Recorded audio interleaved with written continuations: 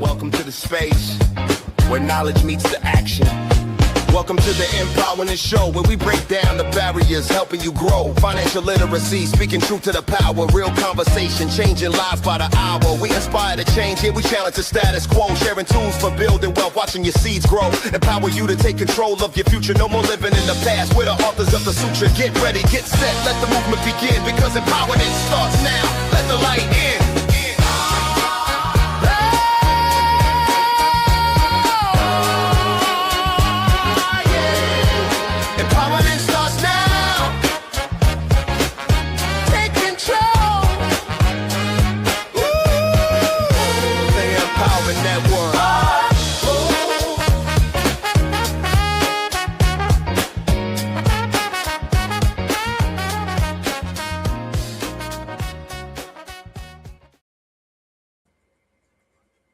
All right. Hey, guys, how's everybody doing? Thank you very much for tuning in. This is the PA Empowerment Show. My name is Kendall Stevenson, and I will be the host of the show. Always, we like to start the show off by looking for things to be grateful for.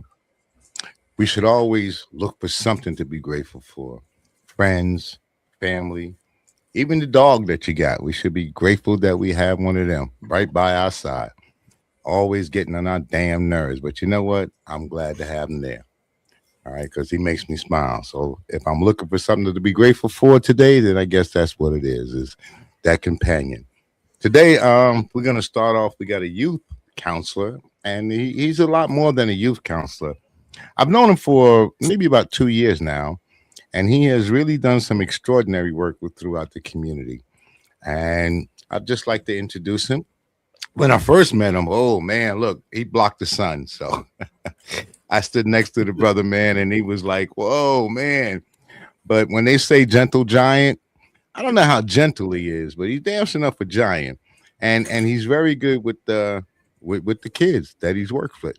So without further ado, let me introduce you to Mr. Deshaun Chacon. Hey, what's happening, brother? How you, man? How's everything, Kendall? Thank you for having me again. Oh, everything is everything, and we are so glad to have you on the show. We like to give our flowers while we're here. So, how's things been going with you, brother?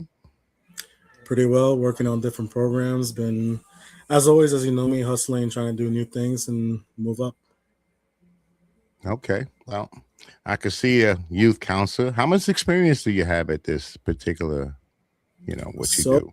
4 years, but I've done 2 years for CareerLink working with adults. But then I shifted to the younger youth because I think they're more easy to mold, easy to teach, and more easier to become better leaders for the future. That was a very diplomatic the way you said it. It was very diplomatic and well put together.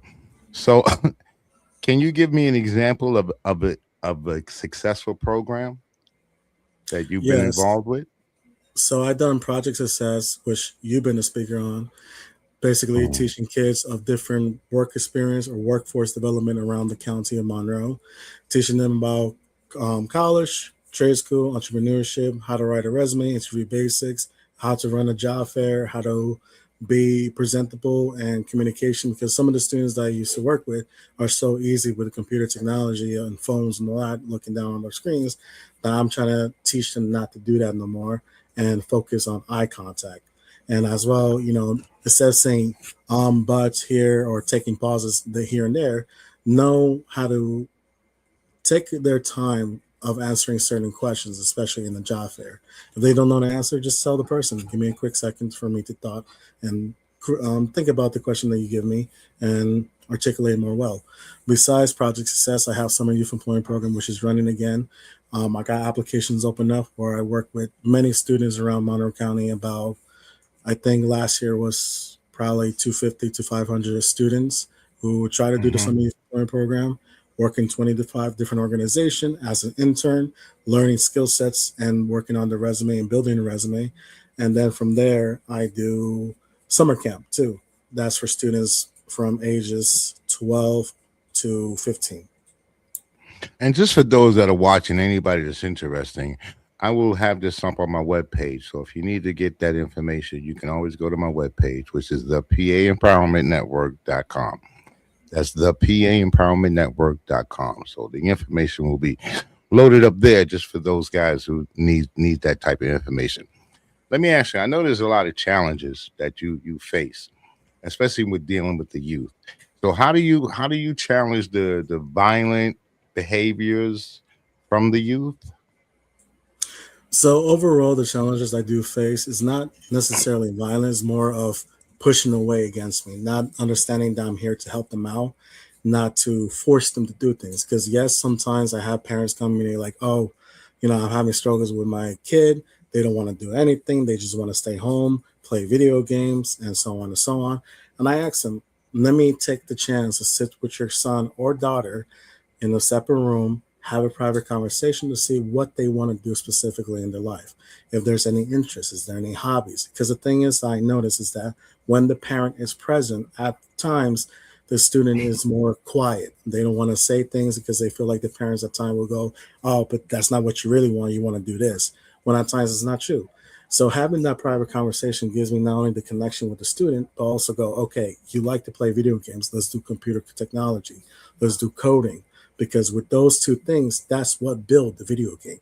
If you know how to do Hmm. coding, how to do graphic design or designing something on the website, that's overall what video games is.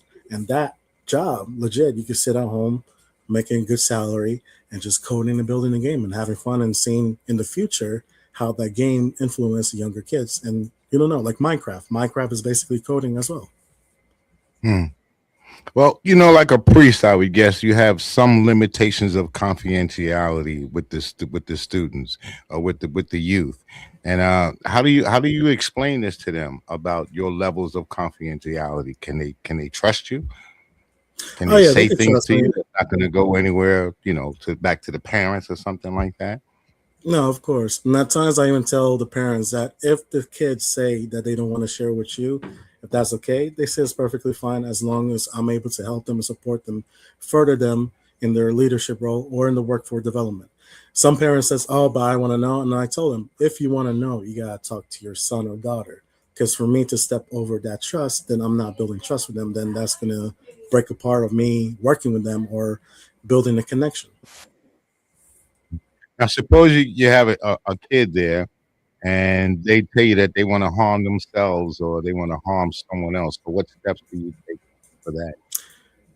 I unfortunately can go into that like conversation of like, oh, you know, I'm not a counselor myself. In order for me to go, hey, let me help you do X, Y, and Z, I tell them I will find somebody to further discuss this with you because me myself, I don't have a degree in order to help you, but please come to me and feel comfortable to talk to me. Because overall, I want to support them and help them any way I can, but also have somebody next to me to provide more services than I can. Because I only have a certain limitation of knowledge of what I could do.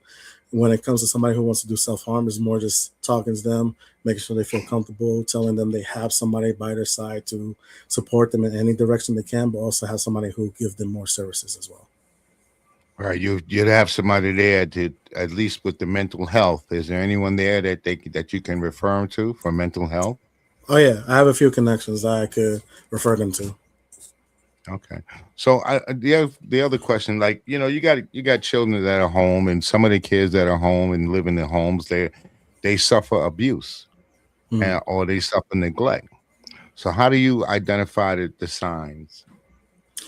Well, all depends because some of the students that comes to my program, I do notice they have some hunger shy, and I told them every single time every kids come to my program, there's breakfast and lunch that's free to them.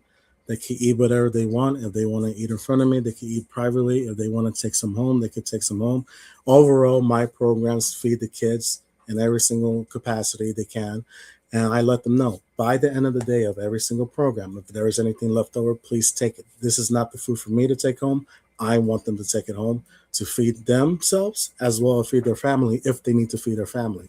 If by any chance I see somebody who's like, oh, too shy not to eat or doesn't want to eat back to back programs, that's when I step in more and go, hey, what's going on? Maybe it's a dietary, maybe it's religion. I don't know what it is, but overall, I try to find a solution to not only feed them but make sure they're healthy. How about if they're receiving or you believe that there's physical abuse at home involved? What do you do at that particular point? So I'm a mandated reporter at times, depending on how much of the physical issue is. If there's physical bruises, I gotta report that. But more of a conversation too to see if it's not like they were playing football or rugby or something. Because some of the students that I do have in my program play sports a lot, and they do come at times bruised up or in crutches and all that. But we have conversation. I make sure I talk to them and say like, "Hey, what's going on? How was your weekend? What you did? How was practice, wrestling, track, and all that stuff?" Because I have a lot of students who go does wrestling and track, and I used to do wrestling, so I know how much of a beat that is. So when we have that conversation, I get to know what was the true story. And then sometimes when they don't very hesitant to ask or give me an answer, that's when I'm like, oh, okay, let me see what else I could do.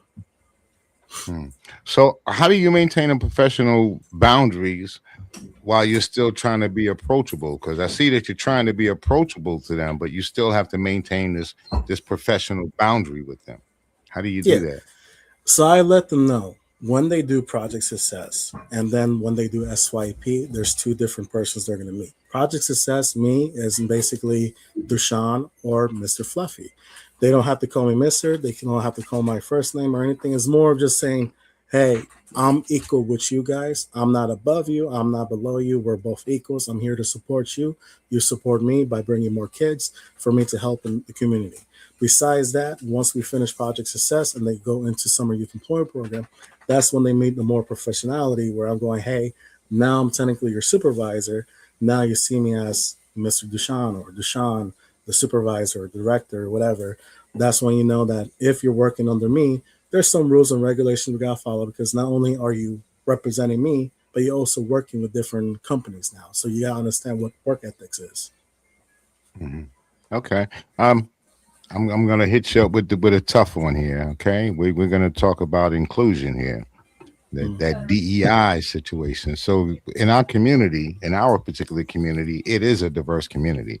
So Yeah. how do you address the cultural differences, and how do you create inclusiveness in an inclusive environment? So as I mentioned, some programs that I run, I don't really have. I do have knowledge of everything, but at the same time, I have other people like in the ESU who come to speak to my students, and we do something called like an ethnicity bingo, where they ask questions like, "Oh, who here grew up with a mom or dad who was brought up by their grandma?" And then they step forwards, and basically at the end of the whole bingo, they check who's behind to know what's the difference of each other, and that's when they understand like the struggles one person may have went to, the struggles the other person have been through. That's like, okay, what can we do to work with another to not only be including with them, but also see what we could do to support them and empower them to feel confident, not only in their own skin, but confident in their own, ability of what they could do in the future. So how do you engage the parents or guardians in this counseling process? I know you're not a counselor, but you're still counseling, if you want to say. So how do you get the parents or the guardians? How do you get them to engage with your process and what's going on? I let them sit into my project success events, but I let them sit more further in the corner just to visualize what I do and understand the impact that I'm doing to their kids. Once they see everything, that's when they sometimes ask me questions after the program and say, hey, I noticed my son did this, this, and this. How can I help them and further them in the future? That's when I sit down with them privately and say, hey, look, this is what we could do. This is what your son shared with me. He gave me some limitations to share things, but in the same time, this is what I could share, giving him his permission. So from there, that's when I said, okay, this is what I could do, either training and trade once they turn 18, or some youth employment program from 14 to 17, or some other program like college training or entrepreneurship, where I bring other people from the community to guide these kids. Because as I said, I have limits of knowledge, so that's why I bring community members to talk to the kids. All right, in our community right now, where we live at Monroe County, which is the area we and you also cover Pike County as well, or No, you this just do Monroe. Monroe County? Yes, Okay, sir. so in Monroe County, what would you say are the biggest challenges that we're facing with the youth? Honestly, the biggest challenges that I've been noticing the most is transportation because unfortunately, some of the students' parents are not able to transport the kids to my programs because they lack a car or the bus doesn't go to a certain route that goes to Northampton Community College or go to Ramsey, our new location, and that's what little bit stops us. At times, we do have a I want to say a van that could do transportation, but it's very limited because sometimes the van is not available during the weekends or any other stuff. So transportation, I will say, one of the biggest challenges. And I hope we could become like New York and have buses that goes everywhere, trains that goes everywhere. But transportation is one of the biggest things, and the fact that cars are being expensive is even more tougher for some families who can't afford that. Mhm. How about that Pony Express? The Pony Express do That stop by see. The Ramsey location is the hardest part. Even though it's mhm, near Thomas and Scott Street or even Main Street, there is some buses that stop by Main Street and they can walk up, but some of them don't have that knowledge. And I do share it as much as I can, but you mhm. know, you can help as much as you can. And sometimes people want to take it or they don't want to take it and go from there. And even though when I do mention that this is more for your kids' benefits and you as well, the parents, it's just you can do as much as you can, and sometimes you just hope for the best. All right, let's talk a little bit about professional development. So, how do you maintain your self care to avoid burnout for the kids? What do you tell them to do to avoid being burnt out? And what do you I do for yourself instead? Because it's got to be a lot on your shoulders as well. So, how do you take care of yourself, and how do you avoid burnout? Yeah, so me and myself, as I mentioned to the kids, for me to not get burnt out, as we mentioned, I walk the dog sometimes, I play video games. Me and my siblings have done sibling saloons, which has been introduced by my youngest brother. So that's been helping because we talked out, talk about our feelings, talk about our emotions, and basically hash out any troubles that we have. So I've been bringing that to my students and say, hey, if you have a sibling, talk things out. Sometimes it's more easier to talk to your siblings than your parents. Besides that, video games is one of the things that help me to release some stress, not to, zone out as much as I can and, take away the outside world. I do a little bit of reading here and there as possible as I can. And then for my students, I say the same thing, do some readings, video games, music. Music is the biggest things for me. Sometimes I just sit in the car and, play old school hip hop and just relax. Yeah, sometimes you got to do what you got to do to relieve that tension. For me, it's reading. I'm an advocate reader. I like to read as much as I can. I like that knowledge. Now, so what are your goals as to for professional development? What opportunities are you seeking for the youth? For the youth, I just want to see them be more successful than I have been. Because as I tell my youth, I have done everything I can to be successful. I have already got a career in the passion I wanted, which is building up the younger generation. So right now, my main goal is to see them not only be successful, but be somebody who could come back and talk to my kids in the future to say, hey, because of Deshaun, I done X, Y, and Z. I became a nurse. I became a lawyer. I became some type of director or business owner that he helped me to pursue. Besides that, for me myself, I just want to see everything grow. I have my programs, I have the numbers that I want, but I want more bigger. I want to have students know that I'm not here to boss them around, but I'm here to help Hmm. them be a success, to, not only make that future generational wealth, but also be a leader in the community and help out grow the community too. Bring back helping out the community because, as people says, it takes a village to help out everybody. So I want to ask the question: Is how do you divide your time between urgent needs, your crisis, and long-term goals? Now, I want you to hit that. I got to go to a commercial, so we can pick that question up when we come back on the other side. Okay. Just stay with me one second, young man, and here we are.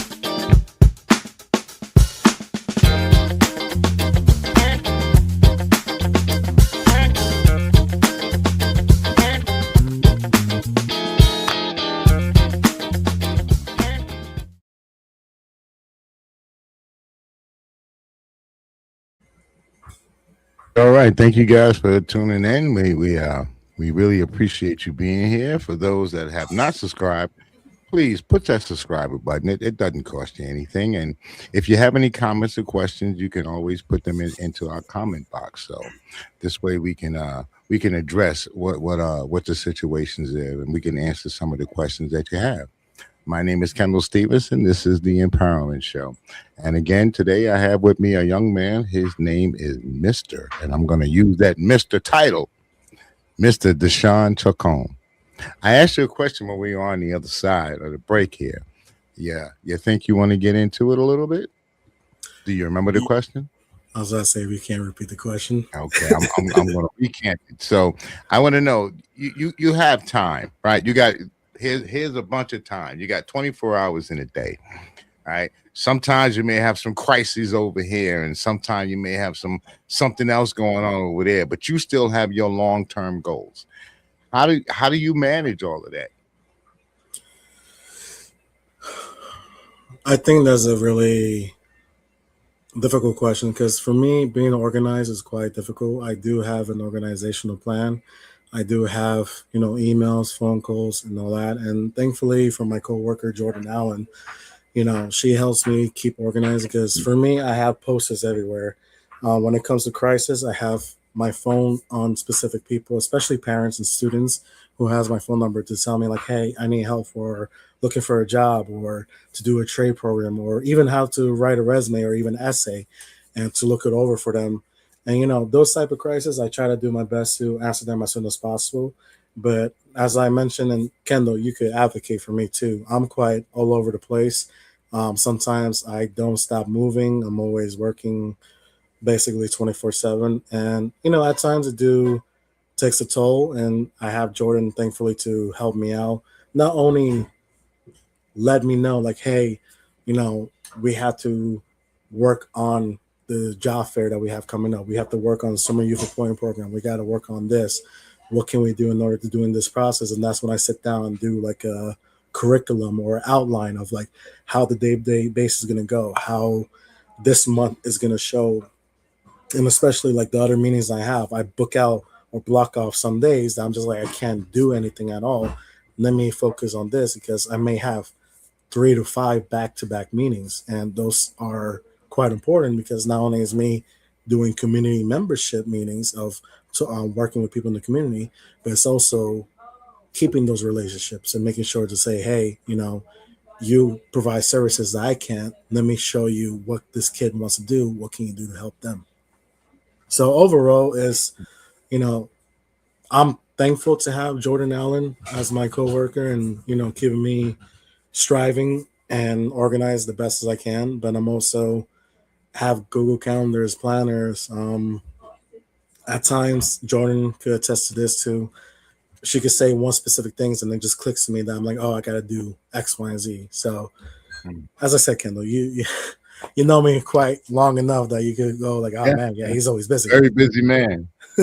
Back in my day, we used to have a thing called the day timer. Actually, that we this was how we kept our schedules, our appointments, all of it was a little book you carried in your pocket. And you always scroll down what you wanted to do. Now you're in the digital age, so I mean, I still you have a just pull it. planner. It works sometimes. Okay. Sometimes. Well, that's kind of what a day timer was. It was your day-to-day plan on what you were going to do for the day and what you had to do. Any meetings or telephone numbers, they were all right there. You didn't have the phone to tell you, hey, you got a meeting at 2 o'clock, because now you can do that. You can just type in your phone and it'll tell you what time you got your meeting. So, anti-bullying. Do you get a lot of bullies in there? The kids they're trying to bully each other, and if you do, how do you handle that?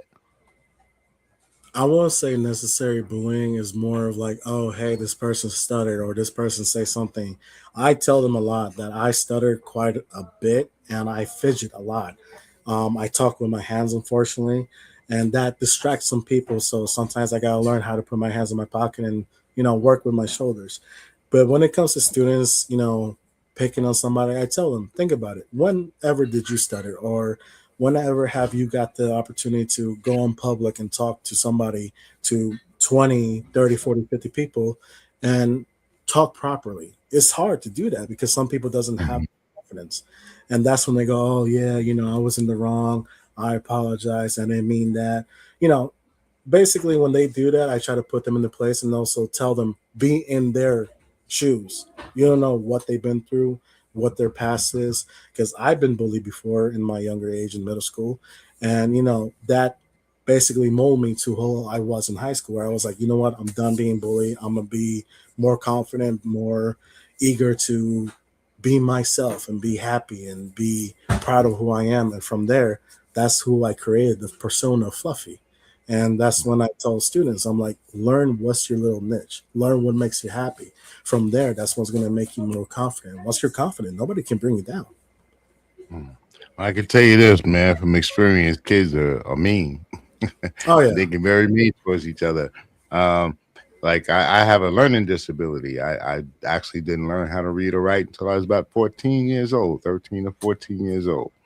So the bullying, yeah, I mean, I was a pretty big kid at the time, so I didn't have to worry too much about the bullying. But yeah, they would come at you, and they're pretty mean, man. I mean, they say Oh, some yeah. mean things to you, and please don't misspell a word. Oh my lord, Yeah. they're right there to correct you. So, and I'm glad you do it the way that you do it because it's not about correcting the student or trying to come down hard on them. This is Mm. all about a learning process on how to become a better adult. Yes. Would you say? Hmm. Yeah. So let's say you got this is one of the tough questions. Teen pregnancy. Have you seen that, and how do you deal with that? I have, I personally have not dealt with it or seen it. Um, the way I might deal with it is try to provide services as much as I can. See what does she need? Does she need diapers? What can I do to prepare her for once the baby comes? What services can I do to make it more easier as a transition? See if I could provide her some housing, food, baby food, diapers, anything I can to support her to know that she doesn't need to do this by herself. May her parents or grandparents be there to be for her? Yes. But are they going to be there every single 24/7? Maybe not. Or is she going to be fully supported throughout the whole time? I don't know. But I want to make sure that I could provide her items that's going to help her, but also services that are going to help her further than I can. Because as I said, my main thing is I want to make sure not only they're safe and fed and happy, but make sure that they're not going to give up, because it's the whole thing about empowering them is to make sure they know they have somebody they could call and be like, hey, I need X, Y, and Z. Can you please help me out? And I'm like, yeah, sure. They may find who has that. Go to a pantry and bring them to their house and say, hey, here's everything you need. Please let me know what else you need. Now, let me ask you. In politics, I'm finding this lately that they seem to have this religious moral compass as to where they utilizing religion for everything. Religious this. I want to ask you: do you utilize a moral compass? Let's say if a young lady comes up to you and she says that she may want to have an abortion, and Mm. that may be something that she want to do, but she doesn't want to talk to her parents about it. She wants to sit down and discuss it with you. How would you handle that? I will listen to her out. I don't have much of an opinion in that because, as I tell people, it's your body, your choice. I have no dictation to tell her, oh, don't have an abortion or do have an abortion. If she wants to do that, as I said, that's the services I would provide her. I have no say in that, to be honest, because as I said, it's not my body. I'm not the one holding the child for 9 months. I'm not the one who's going to be dealing with the kid later on. So if she chooses to say, oh, I want to have an abortion, do you have any services? I try to find a service that's going to help her out. I mean, really, that's a very good answer because you're not throwing that moral compass in there. Like, you shouldn't do this and be according to this and according to that because everybody may not have the same faith as you. Hmm. Everybody may not be a Christian or everybody may not be Jewish. Some people are or they don't have any faith at all. Some people are spiritual. So you got to kind of go along. My think is you got to kind of like go along with them as far as that's concerned, and then provide them with with the help that may need them so that they can grow and have a better life, either with a child or without one. They still would need counseling on both ends. Yeah, Yes? Yeah. no, definitely. Funding. Where do you get your funding from? As I mentioned last time, I have Justin Ortiz who does my grants. It's federal, state, and that part. As I mentioned, I'm not a grant writer, so I'm happy he does all the writing, because when it comes to the Mhm. writing, he showed me like how much of a paperwork, and sometimes it's 30 pages of explaining what we do, how we support the community, and all that stuff. So I'm grateful for Justin Ortiz, because without him, I think the grants will be still coming, but it will be more difficult, because we always go searching for newer grants and try to find, like last time or recently, I think last month, we had T-Mobile who gave us a grant, and we had an event at Ramsey, and it was wonderful. But as I said, Justin Ortiz, he run all that. I was there to support Mhm. him, help him, and try to make the transition smooth, and bring people from T-Mobile to see what Ramsey is, do a whole walk around, show them what all the classroom is, and show them that their money is going to support the younger generation So, do you and receive people. any funding at all from the federal government? Yes, Okay. Okay. Because you're a what do they call it? 501(c)(3). Is that what it is? yes, You're a 501(c). nonprofit. Yep, yes, Okay. sir.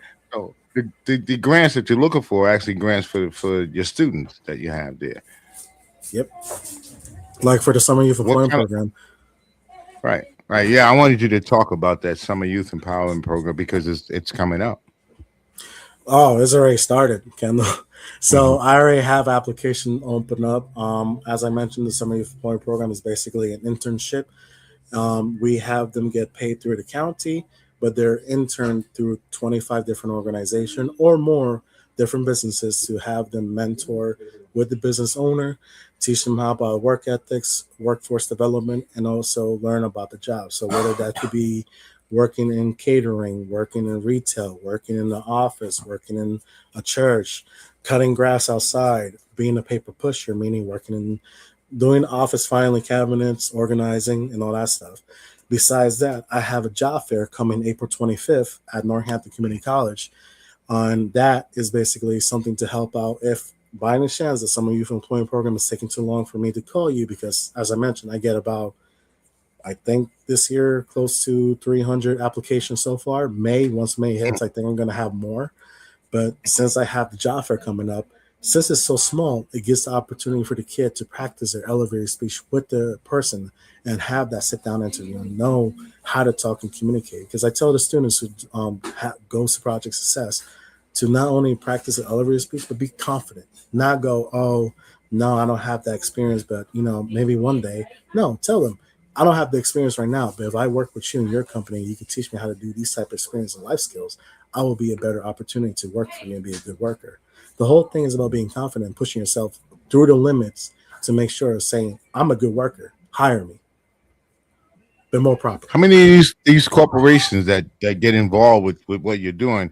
How many of these people from your organization, the kids themselves, end up getting full time employment with those companies that come to you help you out? So far throughout the years I've been doing this, I had about 50 or 60 students who work for a few organizations that done the summer youth employment program. And it's a win and lose, because when that happens, then I don't have them as a work site next year, because they're like, oh, I already have all the students I hire from your program to make my staffing full. And I'm like, oh, that's good. Hmm. Congrats. But at the same time, go, now I need to look for another work site that's going to be beneficial for the kids. And as I said, it's a double edged sword, but at the same time, it feels like a proud moment to say, wow, I got that kid a full time job. And plus, that organization now have full staffing. So now I'm doing both hands and saying, cool, I help both of them. And not only seeing the kid achieve like good life skills, but also seeing them grow. As I said, my main thing is to see them grow and be leaders. And some of them even become working at Walmart, and some of them work in office worker or even nonprofit too. They continue working with nonprofits, and that's even beneficial for me, because now I know I have a connection in the community that's younger kids that could advocate for me, saying, "Hey, work with him. He could help you better your future, and make a connection." And it feels so great every single time when I have an opportunity to see somebody come back. is awesome. And especially, I have one student that I still have a connection named Jawan Fitzgerald. He was a person who was released from prison, didn't know what direction he wanted to go to. And I told him, give me an example of what you want to do in the future, whether that be trade or college. And he said, I just want to be a truck driver. Oh, okay, let's do a truck driving. He wanted to give up so many times that I told him, let's not give up because, mind you, if you do give up, technically under the contract, I cannot help you for until 5 years pass. So I tell him, let's keep on pushing, let's keep on doing what we could do, so we could, not only see you being successful, but to make sure that we both have an end goal here. And when he did graduate for the CDLA, he got a job, and now he's basically a supervisor and manager for telling people where to deliver packages, what to do this. So right now, except being a truck driver, now he's working in the office, making good money. So I'm not only proud of that, but I'm happy for him to now know that he has his own success, know that he could push his wife and push his daughter and son that, like, hey, the sky's the limit. You just need to know who to go to and who to talk to, because sometimes resources are out there, but not everybody take advantage of it.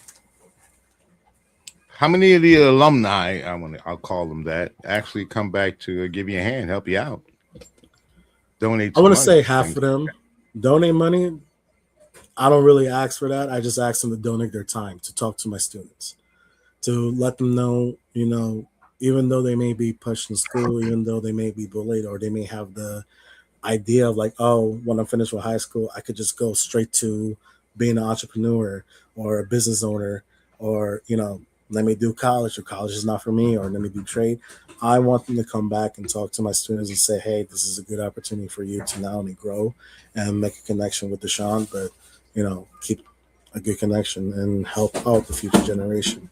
I do have about, I think, 25 students coming back and forth with me. At times they're quite busy, as we all are, but I'm very grateful when they come back and talk to my students. Yeah, Kendall, what am I doing here? Yeah. Hard to be an engineer and host too, but it is what it is. Yeah, I wanted to ask those questions about the kids and what are we doing for the kids, especially you. I know that you have these grant programs.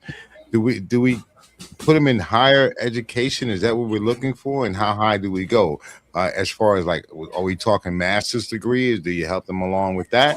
Or are we just talking about 2-year associate's degree? Unfortunately, for my limitations, 2-year associate's degree. Excuse me. But I do I do have them come at times for internship for a bachelor's degree. So I do help them do their internship and complete that.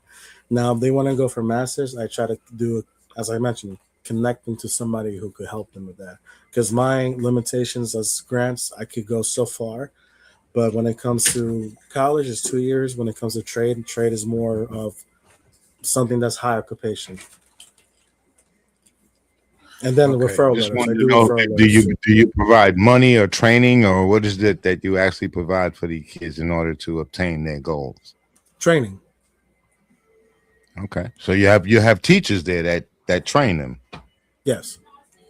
Okay, well that's a wonderful thing.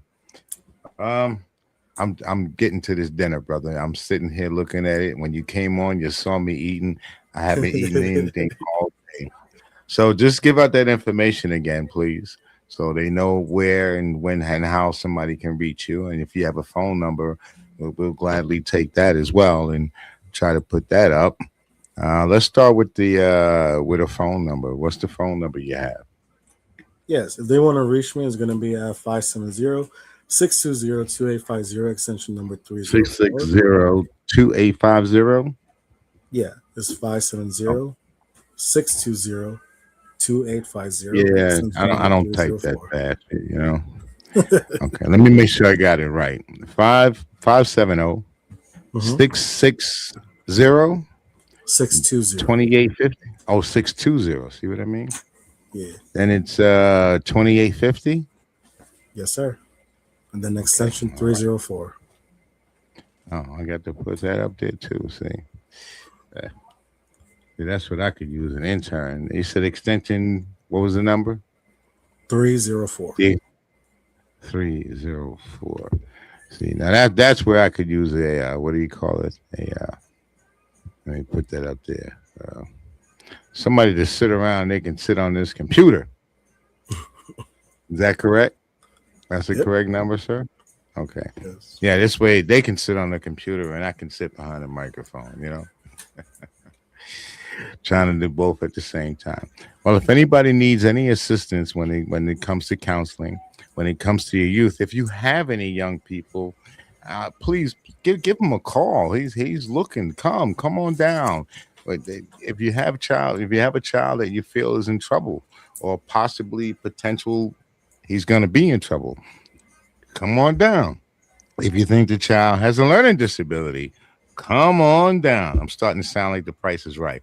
Well, actually, The Price is Right. If education is worth $1 million, come on down because this young man here is willing to provide you with the education for your youth and for your kids. All right, Mrs. Chacon, I have to say thank you very much for coming in again. As I told you, my stomach is growling, brother, and I have not eaten all day. So yeah, I'm about hungry. I can't you know what I can't see? You said that somebody bullied you? Really? Yeah. Were they out of their mind? What was wrong with them? I was very shy back then, so I didn't defend myself. I was a quiet just kid. Looking at you, brother. Just looking at you, I wouldn't come your way. Yeah, you understand? just the potential of what could be. No, thank you. I don't want any of that smoke. All right. Again, I gotta thank you for coming on, brother. Here we go. I always give that applause button. The telephone number is here for anybody that's watching, and it seems to be quite a few people. Thank you guys for tuning in. Don't forget to hit the subscriber or like button. The telephone number here is right here in front of you. That telephone number, just in case you see it, the telephone number is 570-620-2850. And the extension is 304. Okay? 304 is the extension. So, time for us to giddy up and get on out of here. My name is Kendall Stevenson. Again, I am the host of the PA Empowerment Network, PA Empowerment Show. So, thank you guys again for tuning in. I know I'm kind of screwing up today, but it is what it is. Everybody has one of them days, and this is one of mine. All right. So, I'm going to go get to this food that we've been talking about. Thank you guys for tuning in, and peace. Welcome to the Empowerment Show, where knowledge meets action. Yeah. We break down barriers to financial literacy. Speak truth to power, real conversations. That inspire change, challenging the status quo, tools for building wealth, taking control. Your future starts